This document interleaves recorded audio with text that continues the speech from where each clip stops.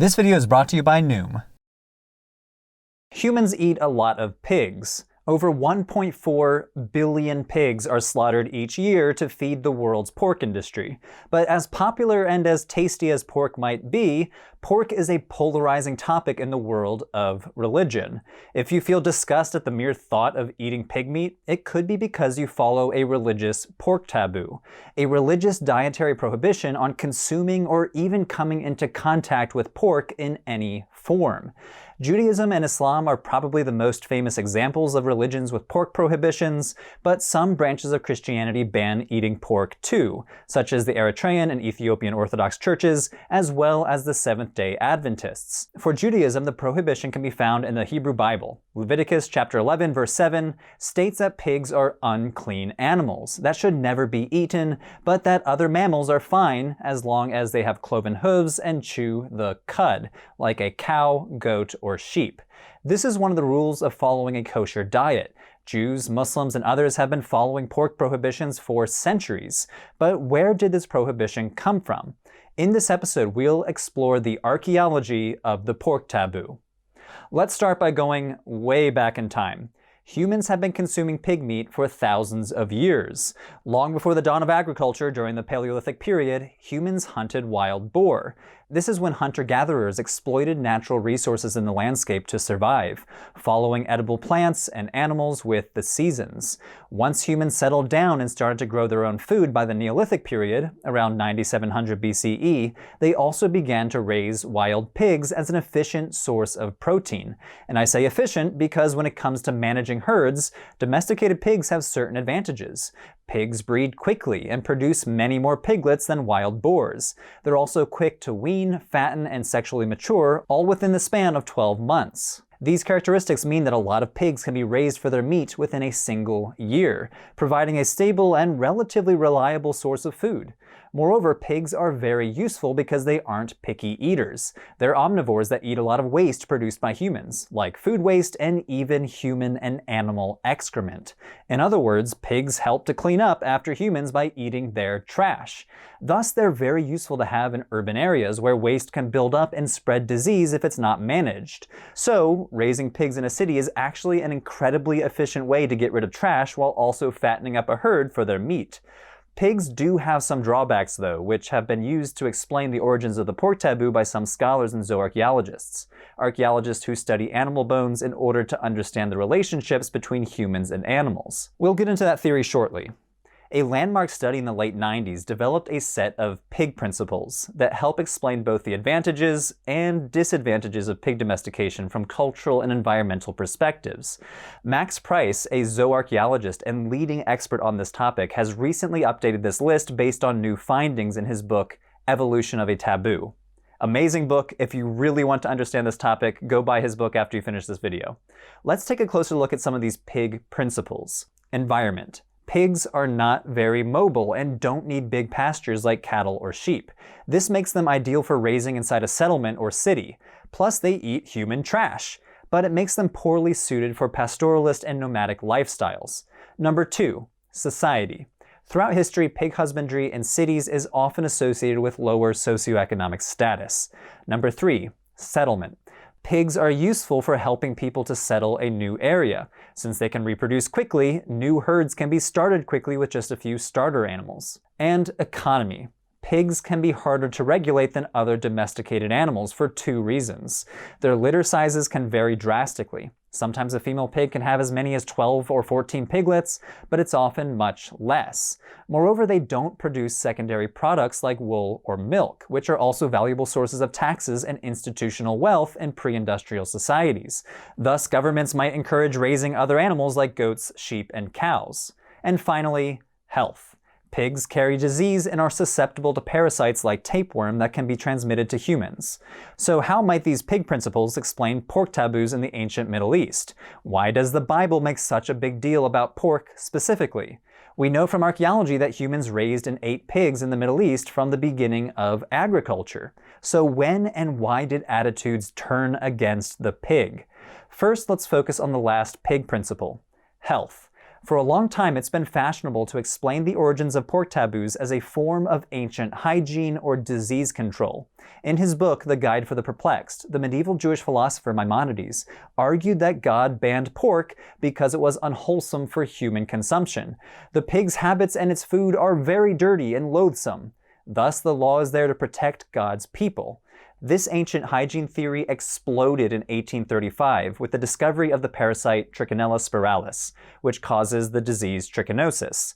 This is a roundworm that can cause diarrhea, vomiting, inflammation, and sometimes more serious complications like the inflammation of the heart or lungs. Pigs are a primary, though not exclusive, carrier of this parasite, and you can get it into your system if you eat undercooked pork.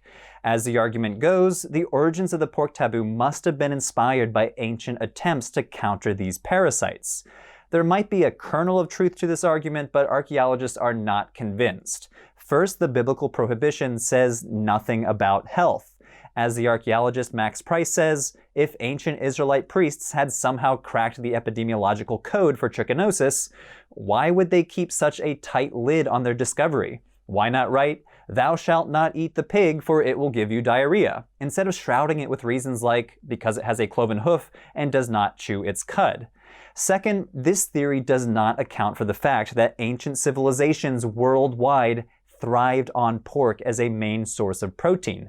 The Greeks, the Polynesians, people in New Guinea and China, even in the Middle East during the Bronze Age. Everywhere, pork was a vital source of protein that undoubtedly helped these civilizations to thrive.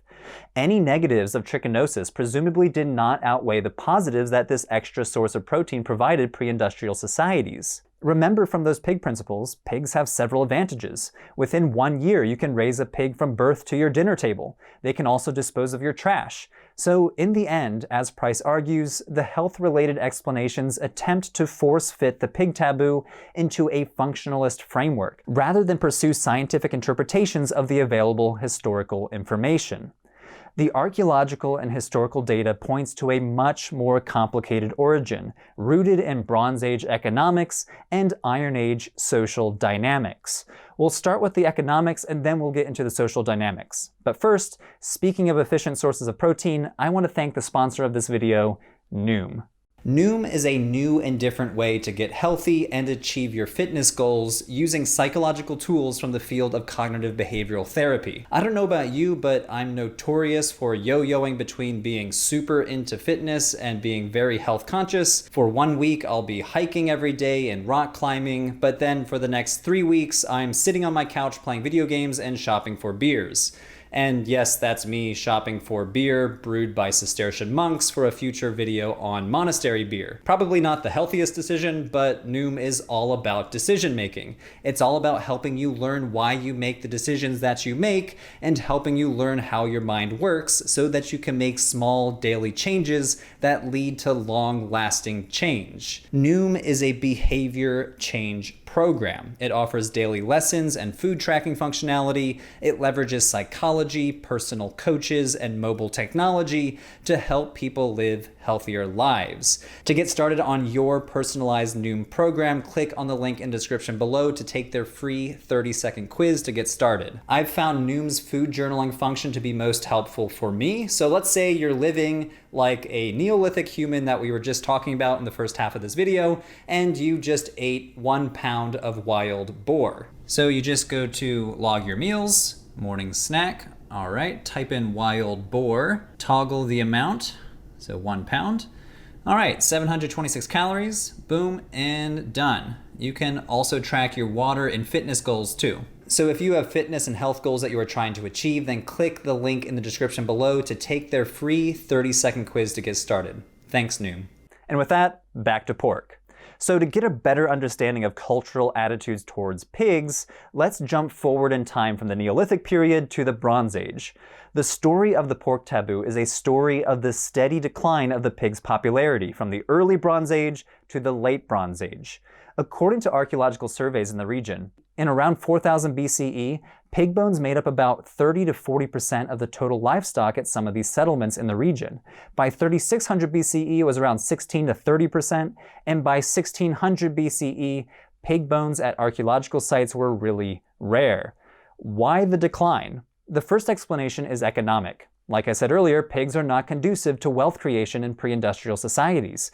Horses and donkeys, oh yeah, they are wealth generators as beasts of burden. Same with cattle. They can plow fields and their manure helped to fertilize the crops, so they were essential to the economy. Plus, cattle, goat, and sheep all provide wealth-generating secondary products like milk and wool. Like grain, these commodities are easily stored and traded, helping to fuel the rise of the big Bronze Age institutions that we see, like temples and palaces in the 3rd and 2nd millennia BCE, both in Egypt and the Near East. Pigs don't have much going for them. They don't really fit into the Bronze Age economy. They're small, so they're not useful for large-scale agriculture. They don't really produce secondary products except for lard to make soap, and they're harder to tax compared to other livestock.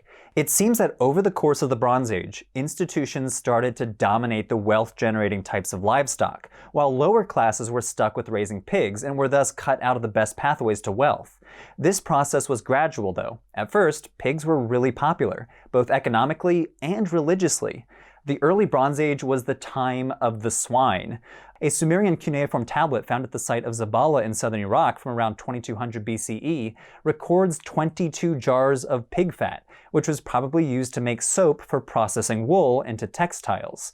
Each jar contained 18 liters of lard, which translated to about 396 liters worth of the stuff. According to Price's calculations, it would have taken at least 45 adult pigs to produce that much lard, meaning that ancient Mesopotamian institutions must have managed large swine herds earlier in the Bronze Age. When it comes to religion, a 4th millennium tablet from the Sumerian city of Uruk mentions 2 temples owning a herd of 95 pigs. And at the site of Tel Mozan in northern Syria, archaeologists discovered a huge sacrificial pit dating to around 2300 BCE that contained 60 sacrificed piglets, along with some other animals, possibly as offerings to the underworld gods. Around the year 2000, pigs were being consumed at religious feasts in Mesopotamia, and Egyptian temples sometimes accepted pigs as sacrifices. It seems that the garbage-eating tendencies of pigs was viewed as a good thing religiously. Just as pigs could absorb human garbage, the pig could function as a ritual sponge, taking on ritual pollution as a sacrifice. For example, a ritual described on a Babylonian tablet explains how to slaughter a pig as a form of supernatural protection. In the prayer, the pig functions in part as a substitute, transferring evil to itself instead of the human. So pigs were quite common in the Near East for a long time during the Bronze Age, but this popularity slowly eroded over the centuries. By 1600 BCE, around 400 years before our earliest archaeological evidence of the Israelites, the cuneiform record indicates that elite institutions mostly stopped raising pigs, including religious institutions. The Hittites in Anatolia banned them from temples. People in Mesopotamia also banned them from their temples, and the Egyptians also seemed to develop an aversion to them. The famous Egyptian Book of the Dead includes a passage about the god Seth attacking Horus in the form of a pig. Thus came about the pig abomination for Horus's sake. It was around this time that society started associating them with filth and pollution, while in earlier centuries the pig's tendency to eat garbage was viewed as a good thing. Now it was seen as an abomination. Moreover, as low-class, low-wealth-generating animals, apparently they were not fit for temple sacrifice. Now, this is not to say that pigs disappeared entirely. People were still raising and eating pigs, but at much lower rates than earlier centuries. In late Bronze Age Mesopotamia, animal bones excavated from archaeological sites show that pigs comprised only around 20% of the livestock. But even then, these pigs were probably used by the lower classes and not by elite institutions. Pigs were even less common in the Levant compared to Mesopotamia, making up only 5% of the total livestock. In other words, pigs were vanishingly rare in the regions that would eventually form the heartland of the Israelite kingdoms. Pigs were also rare in Canaanite cities during the Late Bronze Age. Cities such as Megiddo, Tel Halif, and Beit Shan raised very small numbers of pigs, ranging from only 2 to 11% of the total livestock. This is complicated by the fact that one of the most revered Canaanite gods, Baal, was associated with wild boar, which is a dangerous and powerful creature with tusks that can easily gore a hunter. So this was probably a positive connotation, perhaps meant to emphasize ferocity, danger, and fertility, as well as the masculinity of boar hunting. But largely, the Late Bronze Age is a turning point in the development of the pig taboo.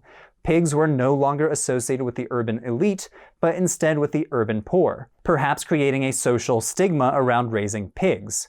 When it comes to religion, pigs used to be viewed positively and might even have been valued for their ability to absorb filth and pollution. But now, that filth and pollution was unsuitable for cultic sacrifice. To make matters worse for pig economics, urban living started to contract during the Late Bronze Age. More and more people lived in small towns and villages. Thus, the only niche that pigs were particularly good at, eating trash in urban centers, started to disappear as well. Price argues that these economic realities, excluding pigs as sources of wealth, set the wheels in motion for pigs' cultural evolution into an underappreciated animal as temple and palace institutions abandoned them.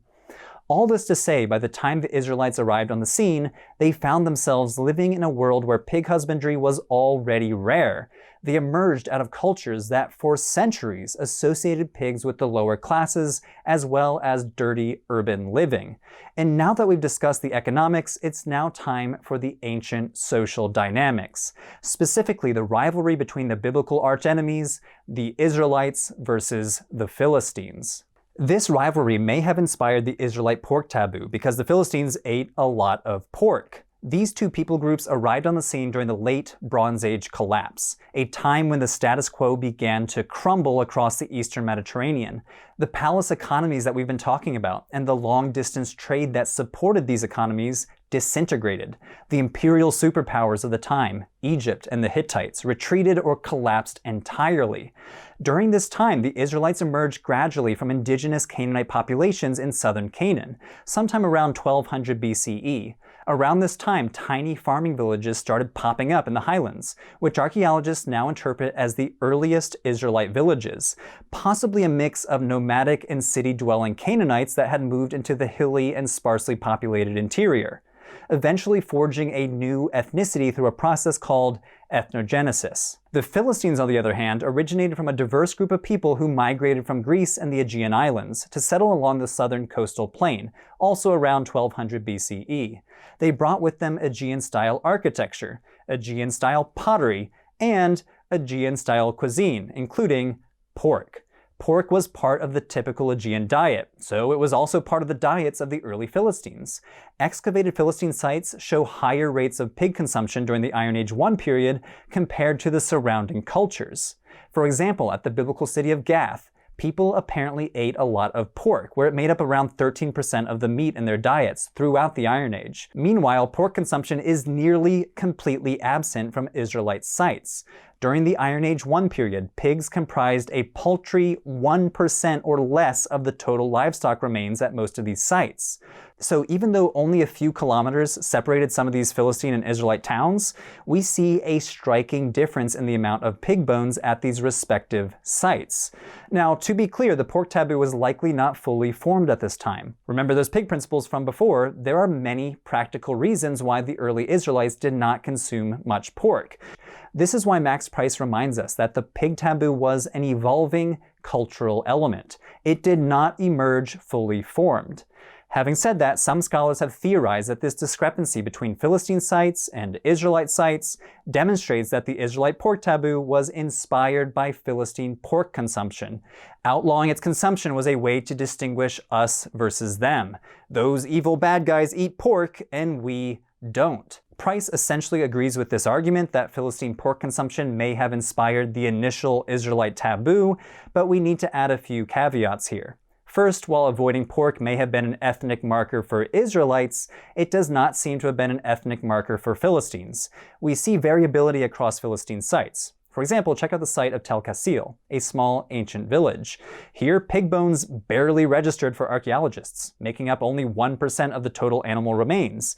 If we go by the logic that Israelite sites have very few pig bones and Philistine sites have a lot of pig bones, we'd identify this site as an Israelite town, but we'd be wrong. Tel Kassil was a Philistine town. So while it's true that areas with higher proportions of pig bones are usually Philistine settlements, sometimes as high as 20% of the total livestock, this is not true across the board. However, it's worth considering that 20%, that upper ceiling of pig bone frequencies at Philistine sites, was still a relatively low proportion of the diet overall.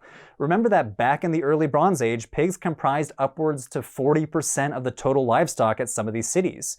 So the data indicates that pork might not have been all that meaningful for differentiating Philistines from everybody else, including the Israelites.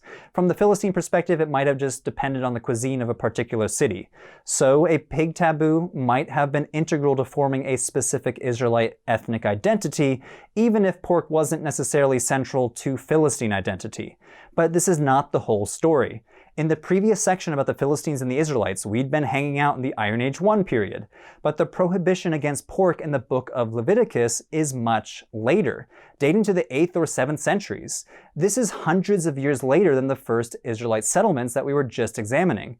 It would be bad historical methodology to project findings backward from an 8th century text back in time to try to explain 12th century realities. From decades of archaeological discoveries, it's clear that the people composing and compiling the Hebrew Bible had very little awareness of what had happened that far back in time. Granting that the Philistines may have inspired the initial move toward a pork taboo, do we have any evidence from closer to the 8th and 7th centuries that might explain why it ended up in the Bible? The answer may lie in yet another ancient rivalry, the rivalry between the southern kingdom of Judah and the northern kingdom of Israel, the two Hebrew-speaking kingdoms of the Iron Age. By the time Leviticus was being compiled, it seems that the Philistines were no longer eating pork. Over the course of the Iron Age 2 and Iron Age 3 periods, the proportion of pig bones declined at Philistine sites.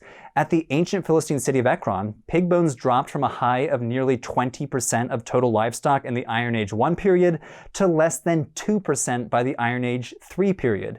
Huge drop. At Ashkelon, another major Philistine city, less than 1% of the bones belonged to pigs. Scholars have hypothesized that this is because the Philistines acculturated into life in this region, where, as we know, historically pigs were not as popular. But it's a different story with the Hebrew-speaking kingdoms. While the general picture showed that Israelites consumed very little pork, there were some important regional differences. As is often the case, there were some exceptions to the rule, even among the Israelites. At some major cities in the northern kingdom of Israel, such as Megiddo and Beit Shan, pig husbandry actually increased during the Iron Age 2 period, reaching nearly 8% of the total known livestock population. That's a higher proportion of pig bones than at some contemporary Philistine sites. I'll say that again. By the Iron Age 2 period, northern Israelites living in the major cities like Megiddo and Beit Shan were raising and eating more pigs than many Philistines were. Archaeologists have observed similar patterns at other Israelite cities, such as Hatzor, where pig remains make up around 3 to 5% of the total livestock. These remains all date to before the Assyrian Empire conquered the northern kingdom. A totally different pattern emerges in the kingdom of Judah to the south. At the major cities of Lachish, Tel Halif, and Jerusalem, pig remains were virtually absent. So the pattern that emerges is not so much a clear-cut dichotomy between Israelites versus Philistines, but rather the data might point to a stronger dichotomy between Israelites versus Judahites, the lowland urban centers of the northern kingdom of Israel, who sometimes raised and ate pigs, versus those residing in the southern kingdom of Judah. So how do we explain this unexpected pattern, since it doesn't seem to fit into the biblical model of Israelite identity? Were some Israelite city dwellers purposely violating the pork taboo, or had the pork taboo not been fully established in this region? One explanation is that the pork taboo developed in the southern kingdom of Judah in practice and in writing during the 8th and 7th centuries. During this period, religious reforms were being carried out under kings like King Hezekiah and King Josiah, and the northern kingdom of Israel became a favorite target of the biblical authors, who were based in Judah. These authors frequently villainized their northern neighbors. From the perspective of the cultic and political leaders in Judah, eating pork was one of the many egregious transgressions committed by those wayward Israelites up north. During the Iron Age 2 period and all the way past the Babylonian exile, the pork taboo became important enough to the authorities in Judah that it became enshrined in the Torah. So, pork consumption could have been one of the things that the biblical authors latched onto in order to highlight the supposed moral failings of the Israelites, which led them to outlaw it forcefully in writing. In this line of reasoning, the pork taboo as an idea emerged in late Iron Age Judah as a reactionary backlash to the behavior of the Northern Kingdom, perhaps related to the ways those practices resembled their ancient rivals, the Philistines. Even though pork consumption was already relatively low, even among the Philistines, the creation of a religiously mandated prohibition on eating it marked a moral, religious, and ethnic contrast between the Judahites and everybody else. It was a line in the sand. In this model, Judah was the center of identity formation in the Iron Age II and Iron Age III periods. The religious reforms and prohibitions, including the pork taboo, reflected the world of Judah rather than the realities of daily life in the Northern Kingdom. These ideas stuck around and are still with us today because they were written down in the text of the Hebrew Bible. But the taboo really crystallized a few hundred years later during the culture wars of the Hellenistic period, when pork was a wedge issue dividing Jews from non-Jews, especially the Greek population. After the death of Alexander the Great, Judea fell under the control of the Hellenistic Seleucid Empire. When the king Antiochus IV came to power, he persecuted the Judeans, suppressing Jewish practice like circumcision and desecrating the temple in Jerusalem by sacrificing pigs on the altar.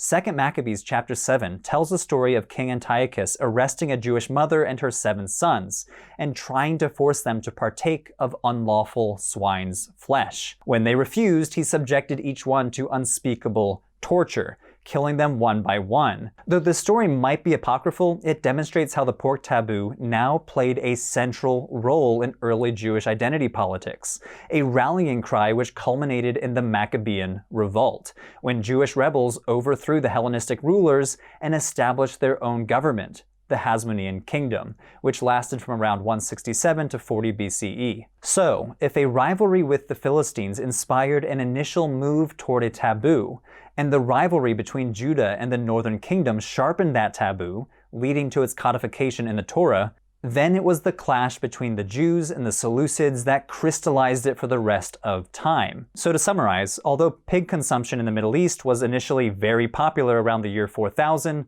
over the course of the Bronze Age until around 1600 BCE, pork slowly but surely became less and less popular in the region.